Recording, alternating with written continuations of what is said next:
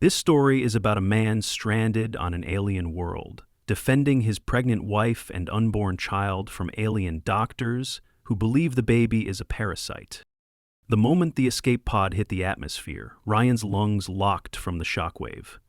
The interior lights flickered, alarms screamed, and his body slammed sideways into the curved wall. Acrid smoke choked the cramped capsule. He twisted around, shielding Emily as best he could. Her hand was gripping her abdomen, jaw clenched in a way he recognized immediately. Pain, sharp and wrong. A second impact slammed them hard into the alien surface. Ryan felt the bones in his shoulder jar. His head bounced once against the bulkhead. Then stillness. A high, mechanical whine whirred down until only the rasp of their breathing remained. He blinked. White mist clung to the viewport. Everything outside shimmered with a soft, unnatural glow. Bioluminescent moss spread in delicate webs across glassy rock. The sky pulsed with pale turquoise light in vertical flares, like lightning frozen in vertical waterfalls. Emily groaned, her other hand trembling on his wrist. Her breath came shallow and fast. Feeling his crypt's bulging tumor, he stayed with me. The emergency hatch burst open. A towering figure loomed through the mist, twice his height, its glassy skin reflecting pale amber pulses with every movement. Long, multi-jointed limbs carried sleek instruments instead of hands. More shapes followed behind it, fanning out around the wreck, their translucent forms glowing like molten marble. They didn't hesitate. One swept forward, emitted a series of clicks and chimes, and gently pried Emily from Ryan's arms. He reached out in protest, but another creature placed a cool hand against his chest. There was strength behind it. "She needs help," he rasped. They responded with a melodic burst, incomprehensible but soothing. A soft hum spread through the air, and a portable translation panel buzzed to life on the alien's chest. Its voice translated flatly. Biological status compromised, triage required. Priority, internal contamination suspected. Contamination? Ryan blinked. No, she's pregnant. But they were already carrying her away toward a hovering skiff that folded from the side like a blooming flower. Ryan stumbled after them, half limping, one leg dragging wrong. Inside the alien facility, time blurred. White light bathed everything. The walls breathed faintly, covered in undulating panels like living circuitry. Instruments hung from the ceiling like fruit. He was led past a curved, transparent wall, where he caught a glimpse of Emily, laid across a bed-like slab, arching in pain as blue-tinted scanners passed over her. Ryan staggered toward the observation panel. One of the towering aliens turned to another. "There is movement within the abdominal cavity," it said, voice relayed by the translator. The other wrangled its luminous limbs toward the display, features unreadable, but posture stiff. "It is drawing resources from her bloodstream. Hormonal interference detected. Muscular architecture is shifting. Parasitic infestation confirmed." Ryan flinched. "What did you just say?" The lead figure looked down at him. Its glassy face betrayed nothing, but the translator buzzed again. "The entity inside the female is not of standard biology. It is reconfiguring internal systems, generating endocrine spikes, and compromising skeletal integrity." He stared, blood roaring in his ears. "It's a fetus," he said slowly. "She's pregnant. With our child." The room fell still. Several of the aliens recoiled visibly, their limbs retracting slightly. The one nearest to him stepped forward again. "Voluntary implantation?" it asked. "This entity is allowed to reprogram your partner's biology?" "Yes," Ryan said, nearly growling now, "because it's ours." The nameplate on the lead physician's chest blinked softly. "Dari Sha'al," it translated. "You permit this parasitic intrusion for reproductive purposes?" Ryan narrowed his eyes. "That's not an intrusion. It's how our species makes more of us. It's pregnancy. She's 7 months in. The Rachel turned back to the projection. A magnified image displayed a curled, shadowed form inside Emily's uterus, corded to her lifeline, floating and shifting. It has reshaped multiple organs, the doctor said. It rerouted vasculature and altered musculoskeletal structures. This configuration risks systemic failure. It's supposed to, Ryan snapped. The body changes. It adapts. That's how it works. Rachel turned toward another alien, who floated forward carrying a sterile surgical module. We recommend immediate extraction to prevent further damage to the host. Host? Ryan's voice cracked. She's not a host, she's a person. And that thing you're talking about cutting out is our daughter. Behind the glass, Emily stirred. Her eyes fluttered open, then winced shut. She tried to sit up and failed, gasping. Ryan pushed past the alien in his way, ignoring the ache in his side and the shooting pain in his leg. He slammed a palm against the interface. Let me see her. Now. Rachel hesitated. You are also injured? I don't care. Let me in. The panel slid open. He stumbled to Emily's side. Her fingers curled weakly around his. Hey, she murmured. Her face was pale, her forehead damp. Guess we found the locals. They scanned you, thought the baby was a parasite. They want to cut it out. Emily blinked, barely processing, then gave a weak smile that didn't reach her eyes. Of course they did. Rachel stepped into the room, folding its long arms carefully. This reproductive method is unknown to us. The internal gestation period has already disrupted multiple systems. Continued growth could cause circulatory collapse. Ryan squeezed Emily's hand. We know that. It's dangerous. Sometimes really dangerous. But not abnormal. She's not sick. She's pregnant. Brayshaw tilted its head slightly. We use external gestation matrices. Reproductive nodes are transferred to nutrient pods, where controlled environments ensure safety and balance. No host endures risk. She's not a host, Ryan repeated, teeth clenched. She's a mother. Your terminology is biologically misleading. There is no protective mechanism for her endocrine distress. It could become fatal. Ryan met the alien's luminous eyes. Then help us keep her alive. Help her carry the baby to term. Risha Shaw remained silent for a long time. Finally, it turned to the others. Begin analysis of fetal impact metrics. Prepare organ stabilizers. We will require constant monitoring. As the alien team moved into coordinated motion, one of the smaller ones leaned close to another and whispered just loud enough for the translator to catch. Why would anyone choose this? Emily, eyes damp, placed a trembling hand over her belly. Because it's ours. The next hours blurred into white corridors, low-frequency pulses from machines, and the sound of careful, multilingual translation exchanges. Ryan sat beside Emily, his back straight, his whole body aching. His left eye throbbed from the swelling. He hadn't let the med team sedate him. They offered twice, he refused twice. Emily's vitals were stabilized. She was conscious, though frequently dazed, from both the crash trauma and the advanced pregnancy. The aliens had set her into a semi-reclined position inside what they called a pressure modulation cradle, cradled by translucent bands that adjusted to the curve of her back, her hips, her shoulders. It looked delicate, but moved with a sense of programmed awareness. She slept now, one hand still resting over her stomach. Every now and then she'd shift and wince. The baby kicked hard sometimes, Ryan recognized, the pattern strong and frequent. She was active, alive, and probably annoyed by all the changes in gravity and noise. Rishal entered the room again, accompanied by 2 assistants. All 3 had replaced their earlier sterile shells with softer hues of green and amber. Ryan had begun to recognize these were emotional signals, indicators of curiosity, empathy, and possibly caution. A long scanner swept along Emily's side, then stopped at her abdomen. Rayshal's voice buzzed through the translator. The entity's biometrics remain high. Cardiac rhythm, respiratory initiation, neural activity, all consistent with a developing organism. But the uterine wall tension is concerning.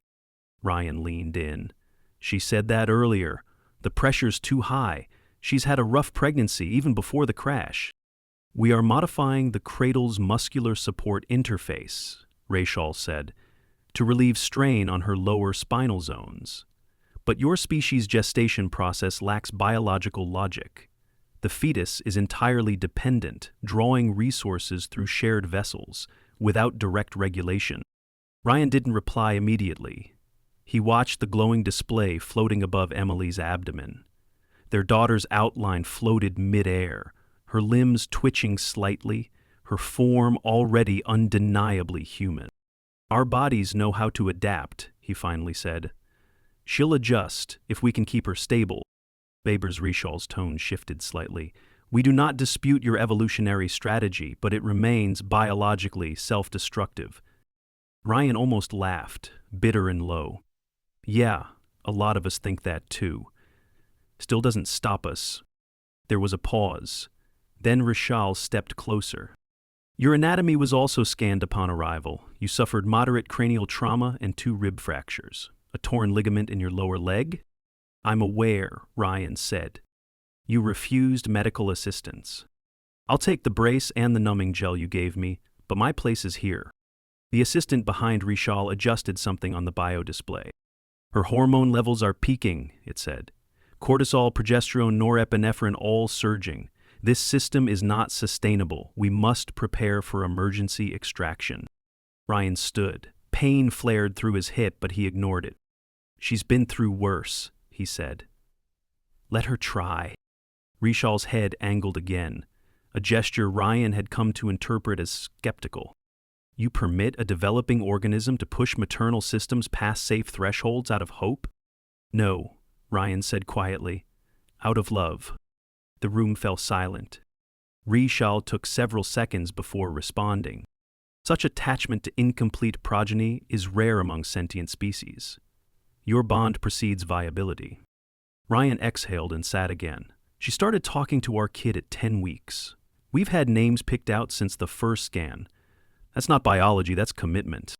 He glanced up. You want to understand humans? Start there. The assistants recorded every word, every gesture. Their blinking chests logged it in harmonic code. Later, as artificial evening settled in, some sort of filtered lighting dimming over the facility, another alien entered. Smaller than the others, skin a rippling mix of blue and cream, a nurse, from what Ryan gathered. She brought a nutrient infusion patch and applied it carefully to Emily's forearm. As she worked, she asked softly, "Does it hurt?" Ryan didn't answer at first. He didn't know if the question was about the patch or the pregnancy. Yes, he said eventually, sometimes a lot, but Emily said it's worth it. The nurse tilted her faceplate toward Emily's sleeping form. She allows this alteration, this pain, and yet she smiles. Ryan's throat tightened. Because she wants to meet her. The nurse glanced down at the patch as it glowed softly, syncing with Emily's pulse. This world has no predators, she said suddenly. No disease. We grow in artificial matrices and emerge when viable. We do not suffer. Ryan looked at her.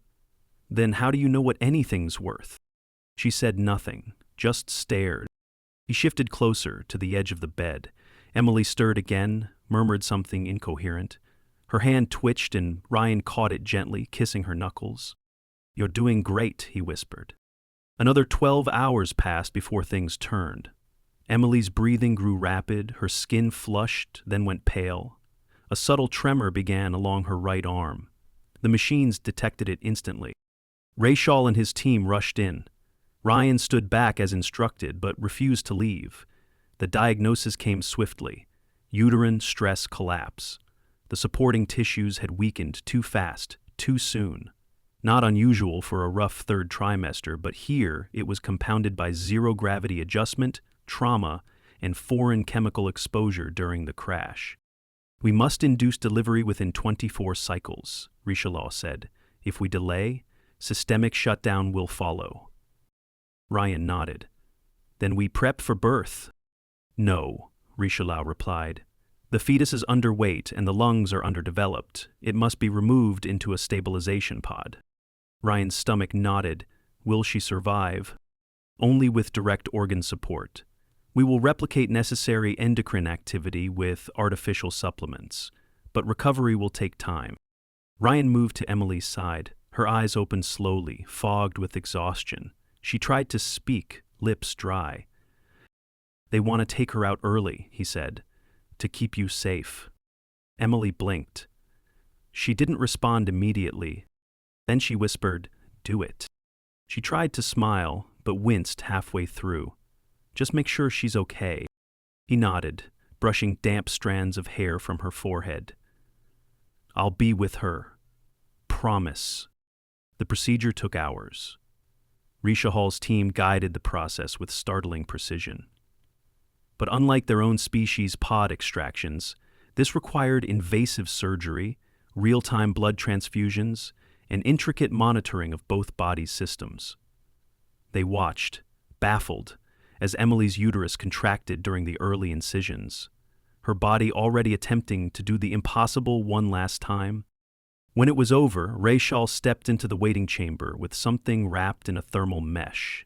Inside was the tiny, wriggling, furious shape of a human infant. "Jupiter live," he said. Ryan took the bundle into his arms.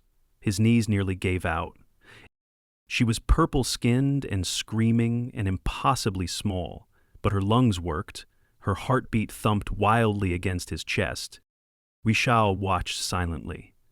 "This was your intent all along." "No," Ryan said softly. "Our hope."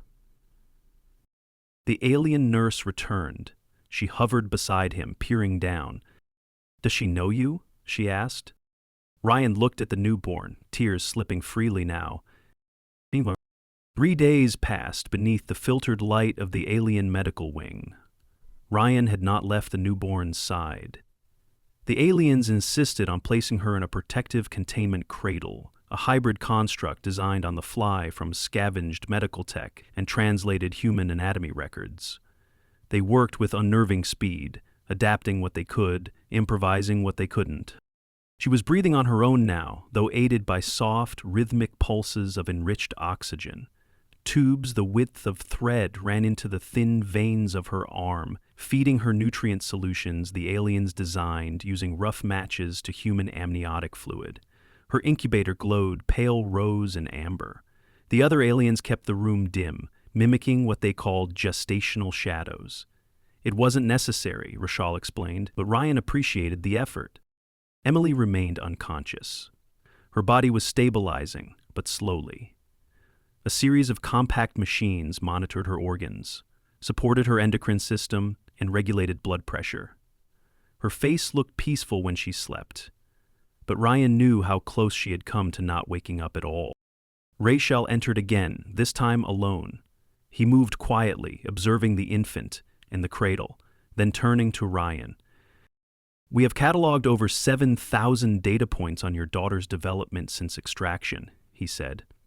"Her metabolic rate is doubling every 30 hours. The rate of cellular differentiation is extreme." Ryan glanced at him. "You're saying she's growing fast?" "For a species with internal gestation and no exo-womb control, she's growing well," Rachel said. "That remains unexpected." Ryan stood, stretching out a leg that was still wrapped in an alien-designed brace. "I told you, our babies aren't helpless. Fragile, yes, but not weak." Rachel stepped closer to the incubator and observed the little girl stirring, tiny fists clenching in the warm cradle field. "She continues to generate auditory patterns when exposed to your voice," he noted. "The responses are unique." "She knows me," Ryan said. "We talk to her, all the time. Em read books out loud. I played music against Em's stomach when we couldn't sleep." Rishahal didn't answer immediately. Then he asked, "Your people establish emotional bonds prior to full neural formation?" Ryan looked at him. "Yeah, that's the point. We don't wait for our kids to earn our love. We give it first." Rachel said nothing, but one of his limbs twitched faintly, the light inside pulsing in rhythm. Ryan had learned that meant deep contemplation. Moments later, the door to Emily's chamber slid open. An assistant waved Ryan in. He moved fast, ignoring the ache in his leg, his ribs flaring with pain. He found Emily awake, her breathing shallow but stable. Her eyes fluttered, then fixed on him. She tried to speak. Ryan grabbed a cup of water from the bedside station and helped her drink. "She's okay," he said softly. "She's small, but breathing, eating, strong." Emily exhaled in relief, tears spilling. "Can I see her?" He hesitated. "They want to keep her in that thing a few more days." Emily nodded, biting her lip. "I just want to hold her." "You will soon." She blinked, trying to smile. "Did you stick with the name?" He smiled back. "Yeah. I told them her name is Isla." Took a while to explain the L sound. Emily reached for his hand. Her grip was weaker than before, but steady. "I didn't think I'd make it." "You almost didn't," Ryan admitted. She squeezed his hand again. "Thanks for fighting." He nodded and sat beside her. "They're trying to understand us. I think they want to, but it's a lot." Rachel entered quietly. Emily glanced toward him, her eyes narrowing slightly. She looked wary but not hostile. "I do not wish to cause distress," Rachel said, "but I believe you may assist us." Emily raised a brow. "We understand the mechanical processes of your gestation," he continued, "but the rationale escapes us. Why you accept risk, tolerate pain, endure hormonal volatility. It defies every reproductive logic we know." Emily's voice was dry. "I don't do it for logic." Ryan watched her carefully. She was stronger already. "I don't think we ever did," she added. "Then why?" Rachel asked. "Why design yourselves this way?" "We didn't design anything," Ryan said. "It's just how we evolved. But once we knew what it was new life, we built our culture around it." Emily nodded. "And it's hard. It breaks your body, sometimes your mind. But there's something about knowing that you made a new person. Not in a lab, not from a node, but here." She touched her stomach, bandaged and healing. "It's part of us. That connection means something." Risha remained motionless. One of the assistant nurses stepped forward, the small blue and cream one who had spoken with Ryan before. "I held a protoform once," she said, "in the nutrient vault. It was my genetic derivative. I watched it develop from code to tissue. But I felt nothing." Emily tilted her head. "You weren't allowed to touch it?" "Touch is discouraged," the nurse said. "Contact can introduce variables." Emily's voice turned softer. "But variables are part of it. That's what makes it real." The nurse studied her carefully, then turned to Rachel. "May I observe the infant outside the pod?" Rachel hesitated, then nodded. Ryan helped Emily into a seated position while the nurse left to retrieve the infant. Minutes later, the nurse returned, cradling Isla in a thick veil of containment mesh. She lowered the bundle into Emily's arms gently. Emily froze, then let out a quiet sob.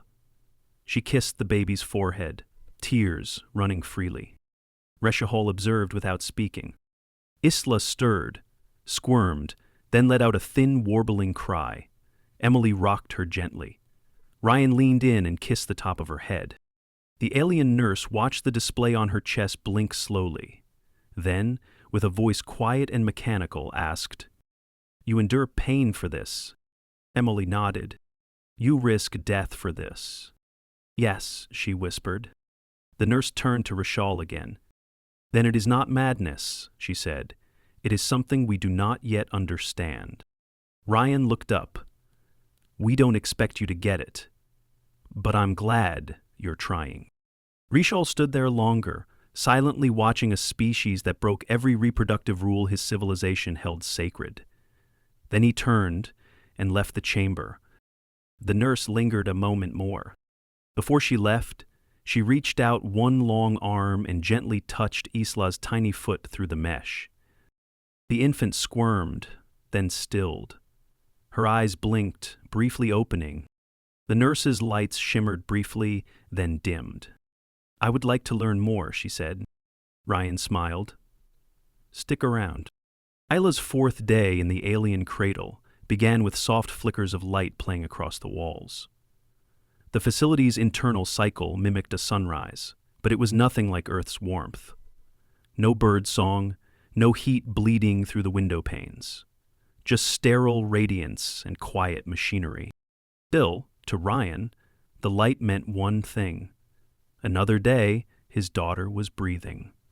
He watched her sleep, her tiny chest rising and falling in rhythm with the pulse of a strange world. Emily had managed a slow walk around the recovery chamber that morning, leaning heavily on an exosupport harness the alien nurse configured just for her. Her incision was still tender. Ryan helped her shift between resting positions, carefully following instructions from Rashal's assistants. Every movement had to be calculated to avoid tearing the newly fused abdominal layers. Her recovery, they reminded him daily, would take weeks longer without Earth-standard medications or postnatal care. But she was upright and smiling. By midday, Rishal returned with a proposal. "We have examined the structural integrity of your vessel's escape module. With moderate repairs and trajectory compensation, it can return to orbital range." Ryan looked up from Isla's cradle. "You can get us off the planet?" "In time," Rachel said. "You are not prisoners. But it would require another 6 rotations to complete construction of the atmospheric thrust compensators." Ryan nodded slowly. "We'll wait. She's not ready to travel yet." Risha Shaw did not object. Instead, he stepped closer to Emily, who was reclined in the cradle's adjacent unit. She looked stronger today, eyes alert, voice steady. "We would like to invite you both to participate in a seminar," he said, "a conference among our reproductive biologists." Emily raised an eyebrow. "A what now?" Richelieu continued, calm and measured. "We have initiated an interdisciplinary research group. The phenomena surrounding your pregnancy, birth process, and emotional attachments to the offspring these contradict everything we considered essential for species sustainability." "You want to study us?" Ryan said. "We want to understand," Rachel clarified. "What drives such a biologically unstable strategy? Why endure personal risk? What evolutionary advantage does attachment convey?" Emily exhaled and shifted in her cradle. "You want us to explain love?" Rachel paused. "If that is what you call it." Ryan exchanged a glance with her. She nodded slightly. "We'll do it," Ryan said, "but only if Isla stays with us." "She will not leave your care," Rachel said. "We have no protocol for detached infant custody." The next day, the amphitheater was filled. Rows of translucent observers, doctors, nurses, biologists, and 2 high-ranking social engineers settled silently into the tiered structure that grew itself from the floor. Pulses of light moved in deliberate waves across the ceiling. Translation panels hovered at shoulder height beside every attendant. None of the aliens blinked. Ryan tried not to fidget. Emily stood slowly and took the center position. Ryan supported her by the elbow, while Isla remained in the mesh cradle beside them, cooing softly in her sleep. "You're asking why we do this," Emily began, her voice amplified by the translation field. "Why we put ourselves through pain, why we let our bodies break, why we risk everything." She paused. "Because it's not just biology. It's a promise. Every kick, every shift, every hormone spike is a message from the life you're making. And you listen. You build a relationship with someone you've never met." One of the researchers raised a long, limb-like hand. Its translation panel blinked. "But this offspring could perish. It is not viable until long after delivery. The investment is dangerous." Emily nodded. "Exactly. That's what makes it worth it. You love them even knowing that." The nurse who had touched Isla earlier stepped forward now. Her light patterns shimmered slowly. "When I observed her," she said, "I did not feel certainty. I felt something else, something unfamiliar. It hurt, but it was not unpleasant." "That's what love feels like sometimes," Ryan said. "It's risk and reward, pain and hope." Rishal turned to the others. "We assumed emotional detachment was an evolutionary advantage, that bonding weakened decision-making. Ryan lifted Isla carefully into his arms. Or maybe it's our strength. Maybe caring too much is what kept us alive when logic would have walked away. Silence followed, long and reflective. That evening, Rushal joined them in the private chamber. He sat opposite them while Isla rested across Emily's chest, wrapped in a warming mesh, fast asleep. Your presence has challenged many of our systems, he said. Not only medical, but philosophical. Emily looked down at her daughter, then up at him. She changed everything for us too. And she's 4 days old. I have petitioned the High Committee to consider reassessing reproductive protocol models, Rushal added. I suspect they will refuse, but the conversation has begun. Ryan gave a tired smile. That's all we can ask. 2 days later, the launch capsule sat ready, polished and humming. The facility had rebuilt the propulsion array, compensating for planetary drag with a network of microthrusters that resembled flickering crystals. The seat harnesses had been widened to accommodate both Emily and Isla in the reclining cradle. Ryan stood outside the open hatch, shoulder aching from strain. He turned back to Rushal and the nurse, who had now spent hours beside Isla, studying her, never touching again, but always watching. You're different than the others, he said. The nurse inclined her head. They believe love is inefficient. And you? Emily asked. The nurse looked down at Isla, then up at Emily. I believe it is beautiful. Ryan took Emily's hand. Isla stirred between them, her fingers twitching toward the warmth of their skin. They boarded. The capsule door closed. And for the first time since the crash, Ryan allowed himself to believe that everything might turn out all right. Not because it was easy, but because they'd chosen the hardest path together and made something incredible along the way.